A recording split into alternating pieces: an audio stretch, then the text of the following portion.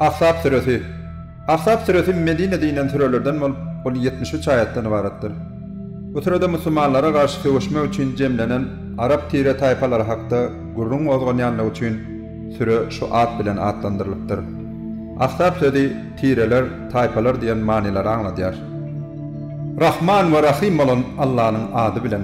Ey Peygamber! Allah'dan kork. Kafirlere ve münafıklara boyun eğme. Takip Allah ehli dadı bilyandır, hikmet eyetidir. Perverdigarından sana iyi verilen dadı eğer, elbette Allah onların ediyen işlerinden haberdardır. Allah bilbağlı, himayetkar hükümünü Allah sana yeterliktir. Allah bir adamını iki yürek yaradan neldir? Şeyli hem orzihar eden ayarlarını ecelerinin hükümünü, oğulluklarının hem öz oğlunun hükümünü kabul etmedi. Bular senin öz toslan aydiyan zatlarınızdır. Allah bolsa hakikati aydiyar ve doğru yol görkezýär. Oğulluklarını öz adyňyzy bilen näle öz kakalarının adı bilen yüzlenin. Bu Allah'ın yanında iň doğrusudur. Eğer kakalarının kimdigini bilmeýän bolsaňyz, onda olar din dogallaryňyz ve eklep saklayan adamlaryň hükmüne kabul edin. Ýalňyşyp eden zatlaryňyň size diýany ýokdur. Emma bilip edýän erwedi işleriňiziň günäsi bardyr. Allah bağışlayıcıdır, rahim şefaatlidir. Peygamber müminlere özlerinden hem yakınlar. Onun ayarları olsa onların müminlerin eneleridir. Allah'ın kitabına göre doğan kardeşler birbirlerine müminlerden, muhacirlerden, miras taydan hat yakındırlar. Emma dostlarına maddi taydan yaxşılık etmeniz buna değişti değildir. Bu zatlar kitapta yazılgıdır. Peygamberlerden ve senden Nuh'tan, İbrahim'den, Musa'dan ve Meryem oğlu İsa'dan ehdi peyman allık. Havva, biz onlardan öğren bir söz allık. Allah bu sözü doğurçullukların toğramak için allı. Kafirler için olsa ediyet verici azap tayarladı. Ey iman getirenler! Allah'ın size veren nimetlerini yada salın. Sizin üstünüze leşkerler çözüptü. Sonra biz onların karşısına şemali ve sizin görmeyen leşkerlerinizi perişteleri iyi verdik. Allah sizin ediyen işlerinizi görüp duranlar. Düşmanlar sizin üstünüzden hem de aşağı tarafınızdan gelenlerine sizin hem olar görüp gözleriniz petirep, yürekleriniz ağıllara gelip Allah hakkında dürlü zatlar fikir ediyen vaktınızda yine şol vakt. Hakiki müminler sinak edildiler ve ören ervet hoğsala düştüler. Şonda münafıklar ve kömüllerine hastalık olanlar Allah ve onun ilçisi bize dine yalan vadalar veren eken deydiler. Onların bir toparı olsa, ey Yesrib Medine halkı, indisi de bu yerde durarlık kalmadı, hani iyiliğine dolanın deydiler ve bir topar hem bizim öylerimiz hop aslında deyip Peygamberden ruhsat soruyardılar. Aslında olsa onların öyleri hop aslında değerli, onlar dine kaçmak isteyardılar. Eğer Medine'nin dürlü tarafından onların münafıkların üstüne kafirler tarafından hücum edilse ve onlardan godolan çıkarmakları, İslam'dan değinmekleri istense, onlar bunu kıyıska vaktın içinde yerine getirerdiler. Elbette, onlar bundan ön iyide övürülüp kaçmayacaklıklarına Allah söz veripdiler. Allah için verilen vada ören cevap gellidir. Onlara ait, eğer ölümden ya da öldürülmekten kaçayan olsanız, kaçışınız size hiç illi peyda vermez. Kaçay yanınızda da size ören ad ömür verirler. Olara Allah size bir ziyan yetirmek istese, ya da size rahim etmek istese, ona kim peskel verip biler ödeyersiniz deyip ait.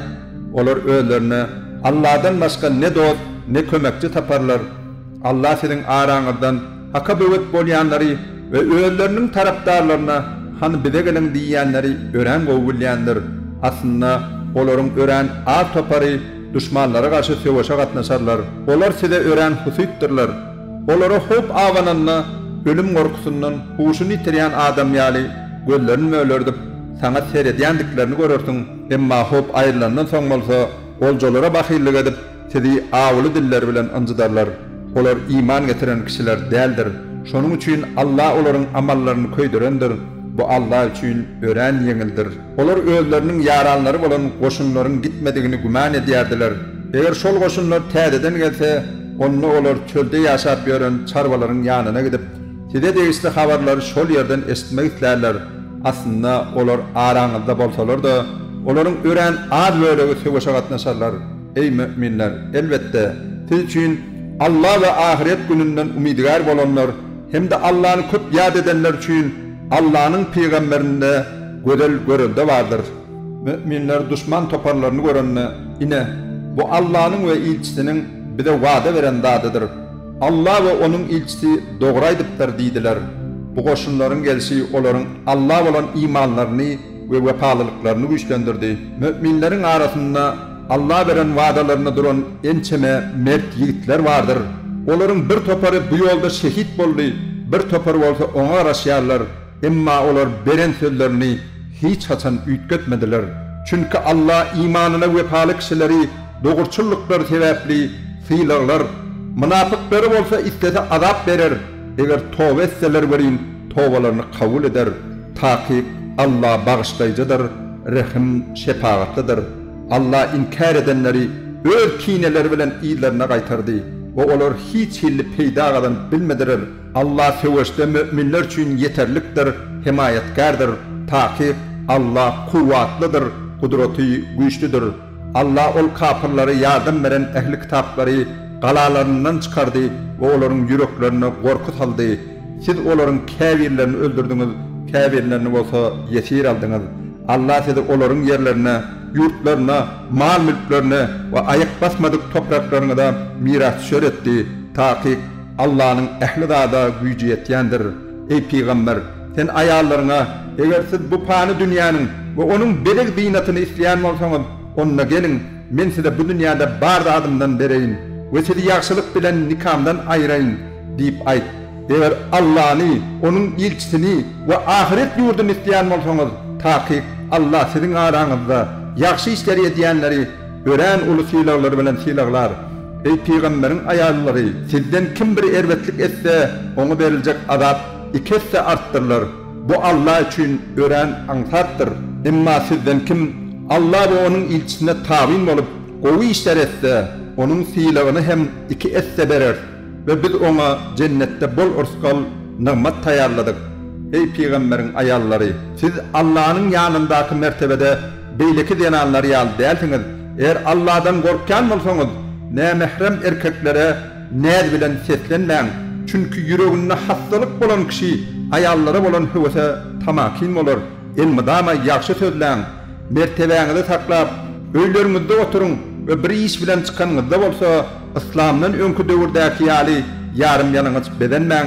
Namazı dolup bercay edin, zekat verin, Allah ve onun ilçisine tabin olun. Ey ehli beyt, Peygamberin başkalası, Allah bu zatları aytmak bilen dinetinin avrayını şiket yetirip bilecek, zeferi arasalamak ve sizi günahlardan peklemek isteyer. Siz öz öylerinizde okulayan Allah'ın ayetlerini ve paykastı sözleri, Peygamberin hadislerini yadınıza salın. Ta ki Allah fadlı kerem iyesidir, ehli zattan haberdardır. Ta ki Allah Müslüman erkeklere ve denanlara, mümin erkeklere ve denanlara, ihlas bilen Allah'a ibadet ediyen erkeklere ve denanlara, Allah'ın sadık kulları olan erkeklere ve denanlara, sabırlı erkeklere ve denanlara, Allah'dan korkayan ve çekinyen erkeklere ve denanlara, sadaka veriyen erkeklere ve denanlara, orada tutuyan erkeklere ve denanlara, namuslarını koruyan, zina etmeyen erkeklere ve denanlara, Allah'ını köp zikir ediyen, yatlayan erkeklere ve denanlara yalkav ve ulusuyla tayarladı. Allah ve onun peygamberi bir zat hakkı hüküm çıkarandan son hiçbir mümin erkeğin ve denanın onu öz isteklerine göre saylamak hakları yoktur. Kim Allah ve onun ilçisine karşı gelse o doğru yoldan çıkmaktır. Allah'ın nimet veren ve senin köp yaşlı eden adamına Allah'dan korku ayalını yanında sakladığı yerdin ve adamlardan çekinip Allah'ın yüze çıkacak sırrını gizleyerdin. Aslında olsa korkmanına en layık olan Allah'dır. Oğullukları ayallarının talağını veren sonlar ol ayallara öğlenmek isteseler müminlere kıyınçılık göremesin deyip Zeyd ol ayal bilen ağrıgatnaşı kesenden ayrılışandan son biz onu sana nikaladık. Allah'ın emri yerine getirilendir. Allah'ın fard eden zadını yerine getirmekte peygamber için hiç kıyınçılık yoktur. Bundan gelip geçenler için hem Allah'ın kanunu şeyledi. Allah'ın emri amala asıcaktığına şek şüphe olmayan yazgıttır. Olar peygamberler Allah'ın iberen zatlarını halka getirirler. Allah'dan korkarlar ve ondan başka hiç kimden korkmazlar. hasap soraýjy hökmünde Allah hemmeleri yeterlikdir. Muhammed sizin araňyzda erkeklerin hiç haýsynyň atasy däldir. Ol Allah'ın ilçisidir ve iň soňky peýgamberdir. Allah ähli zady bilýändir. Ey iman getirenler, Allah'ı gören köp zikir edin, onu ertir arsam tesbih edin. Sizi nadanlyk we dinsizlik tümlüklerinden ýagtylyga çykarmak üçin peristeler bilen üstüňize rahmet ýagdyran oldur. Ol müminlere rahim şefaatlidir.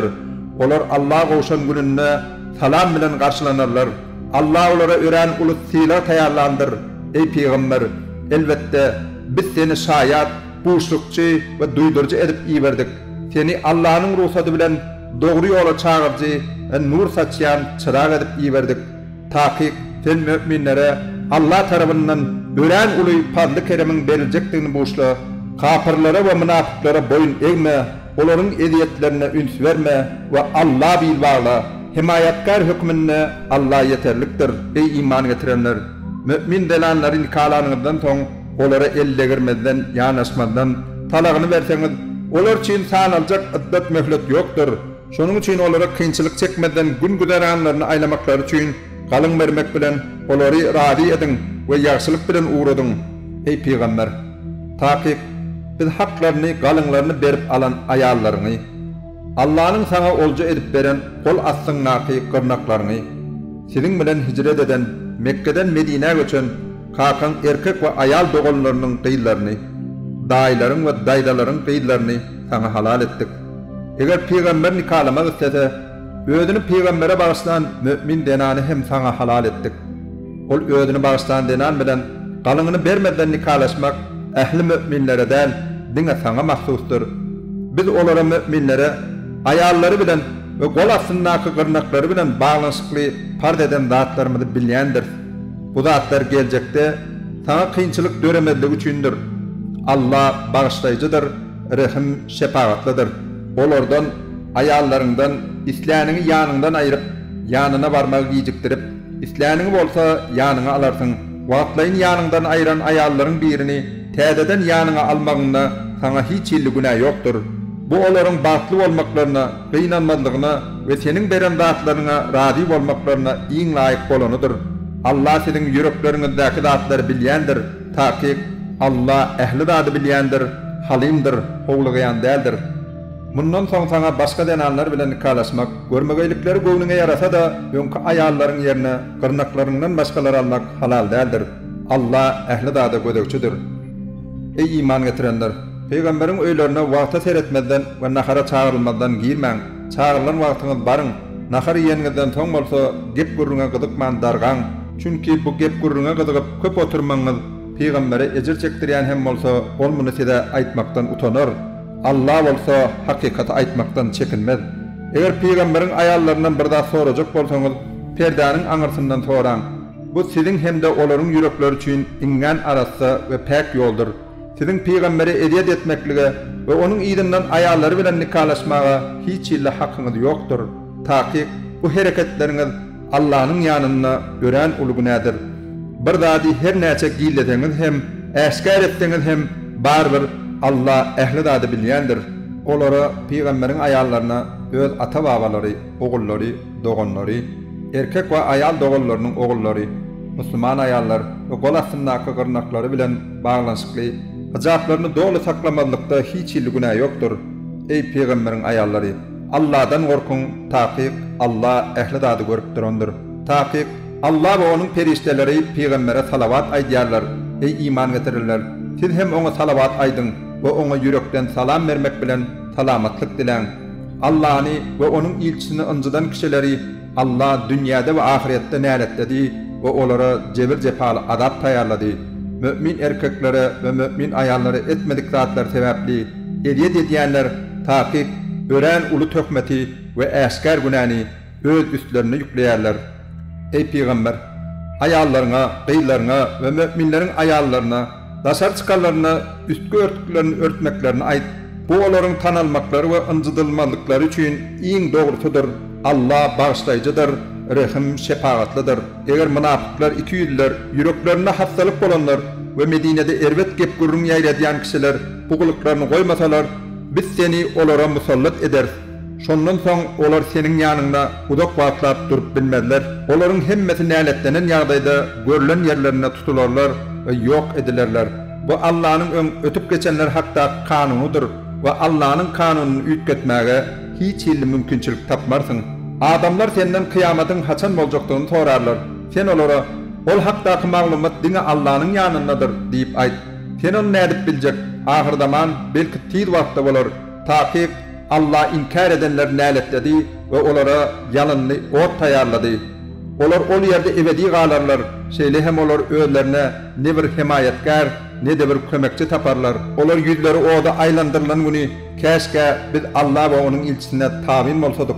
Ey Perwerdigarymyz, taqiq biz baş tutanlarymyza ve ket hudalarymyza eýerdik. Olar bolsa bizi ýoldan çykardylar. Ey Perwerdigarymyz, şonuň üçin olara iki es adap ber ve olar ören uly nälet bilen näletdi diýerler. Ey iman getirenler, siz Musa ediyet edenler ýal bolmaň.